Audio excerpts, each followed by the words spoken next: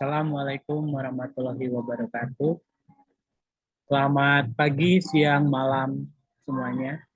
Perkenalkan, nama saya Fedi Fediansyah dari KM 4601 dengan NIM 1502223074. Dalam kesempatan kali ini atau dalam video ini saya akan menjelaskan beberapa teori, yaitu diantaranya teori penetrasi sosial. Nah, pertama-tama, apa sih arti atau pengertian dari teori ini?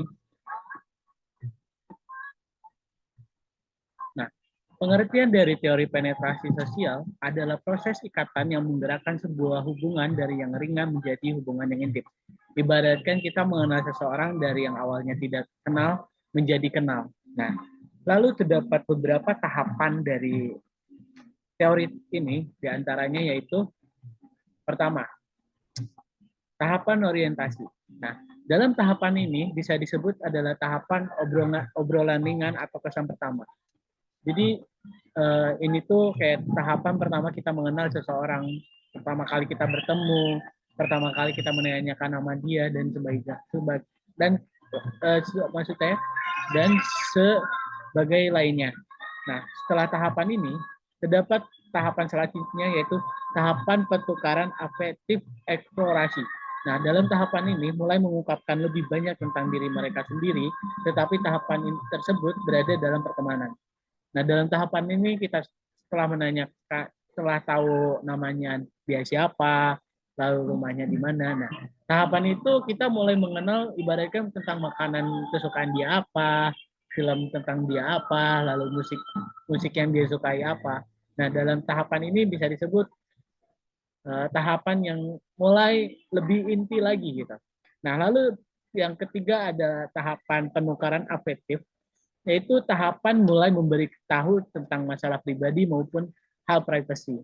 Nah, tadi kita awal yang sebelumnya tahap sebelumnya kita udah menanyakan tentang makanan kesukaan dia apa, film dia apa. Nah, tahapan selanjutnya itu kita tuh mulai menceritakan atau si komunikator yang sebelah kita tuh mulai memberitahukan tentang masalah pribadinya.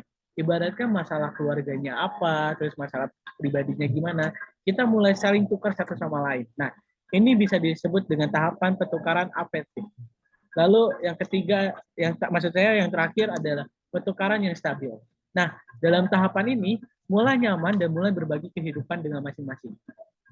Ibaratkan setelah tahapan satu kita udah kenal siapa dia, terus tahapan kedua kita udah tahu tentang makanan dia apa, film yang dia sukai apa, terus tahapan ketiganya dia mulai cerita tentang masalah pribadi dia gimana, terus masalah kedua gimana. Nah, tahapan terakhir ini kita mulai berbagi waktu dengan dia. Gitu. Ibaratkan kita main terus sama dia, cerita lagi tentang dia, kayak tahapan itu kita tuh mulai nyaman dengan dia, mulai berbagi kehidupan dengan masing-masing. Nah, lalu saya akan memberikan contoh teori penetrasi sosial ini. Ini adalah pengalaman pribadi saya.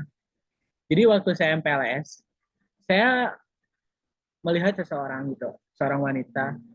Mungkin karena saya menyukainya, saya mulai mendekati dia, menanyakan tentang nama dia siapa, lalu rumahnya dia apa. Nah, ini termasuk ke dalam tahapan pertama, yang menanyakan rumahnya di mana, nama dia. Nah, lalu setelah tahapan ini, saya mulai menanyakan nomor WhatsApp dia. Lalu dia memberikan nomor WhatsApp dia dan kita mulai chattingan.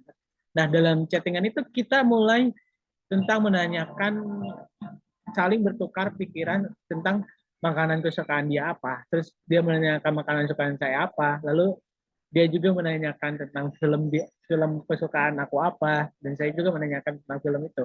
Nah, ini termasuk ke dalam tahapan kedua. Lalu yang ketiga itu dia mulai menceritakan tentang pribadi dia, tentang ibaratkan saya tuh orangnya gini-gini, saya punya masalah ini, terus dalam keluarga saya masalahnya ini. Nah, ini termasuk ke dalam tahapan ketiga.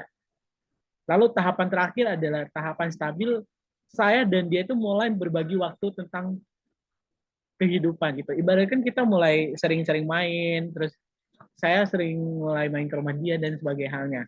Kita mulai berbagi kehidupan lah bersama dengan dia. Nah, ini Dari ke contoh itu tahapan 1, kedua, dan ketiga, dan keempat itu adalah contoh dari teori penetralisasi sosial menurut pengalaman pribadi saya. Nah, tadi kita udah belajar tentang teori penetrasi sosial. Nah, kita masuk ke dalam teori yang kedua, yaitu teori disosiasi kognitif. Nah, apa sih arti dari teori ini? Teori ini adalah teori psikologi sosial yang membahas bagaimana sikap, pemikiran, dan perilaku yang bertentangan menyebabkan perasaan ketidaknyamanan seseorang dan mendorong mereka untuk melakukan sesuatu untuk mengurangi ketidaknyamanan tersebut. Nah, ini tuh kayak ibaratkan kita tidak nyaman karena suatu hal, tapi kita tuh akan melakukan sesuatu untuk mengurangi ketidaknyamanan tersebut. Nah, ini termasuk dalam teori disosiasi kognitif. Lalu siapa sih pengembang dari teori ini? Bisa kita lihat pada foto sebelah kita. Ada Leon Fetisger. Nah, dia adalah orang pengembang dari teori tersebut. Nah, dia tuh mengembangi teori ini tuh pada tahun 1950-an. Lalu saya juga akan menjelaskan contoh dari teori ini. Nah, ini termasuk ke dalam contoh teori pengalaman pribadi saya yang kedua kalinya di sini. Yang keduanya maksud saya. Nah, uh, teori disosiasi kognitif contohnya itu saya adalah orang yang merokok aktif banget waktu itu. Nah, saya pertama kali ngerokok itu kelas 12. Dan keluarga saya sudah mengetahui bahwasanya saya pun merokok. Pada saat saya ngerokok di rumah, saya ngerokok gitu ya. Nah, kakak saya tuh terkadang menegur saya gitu. Kamu jangan sering-sering ngerokok gitu. Gak baik buat kesehatan kamu gitu. Nah, ini termasuk ketidaknyamanan saya terhadap kakak saya gitu. Kakak saya menegur gitu. Kenapa sih menegur saya? Padahal ngerokok itu bagi saya enak gitu. Ngerokok itu buat saya nyaman. Nah, ini termasuk ke dalam teori disosiasi kognitivitas. Lalu saya tuh sering ngerokok gitu ya. Kakak saya sering menegur, terus kayak marah-marah lah, kamu nggak jangan sering ngerokok gitu, nggak baik buat tubuh. Lama kelamaan saya mulai tidak nyaman gini. Lalu saya berpikir bagaimana sih biar kakak saya tidak menegur saya ini. Lalu saya mulai mengurangi rokok saya gitu perlahan-lahan. Nah, ini termasuk ke dalam berpikir sesuatu untuk mengurangi ketidaknyamanan. Nah, ini termasuk dalam contoh dari teori disosiasi kognitif. Jadi saya mulai perokok aktif kelas 12, lalu saya ngerokok, ditegur sama kakak saya, lalu kakak saya tuh menegur beberapa kali, kamu nggak boleh ngerokok, nggak enak. Padahal ngerokok itu bagi saya enak. Tapi karena saya tidak nyaman oleh teguran kakak saya mulai perlahan-lahan tidak merokok. Lama-kelamaan saya mulai tidak merokok juga gitu. Jadi rokok saya itu diganti jadi permen gitu kan. Nah, ini termasuk ke dalam contoh teori signifikan menurut pengalaman pribadi saya. Nah, terima kasih untuk semuanya. Sekian dari saya.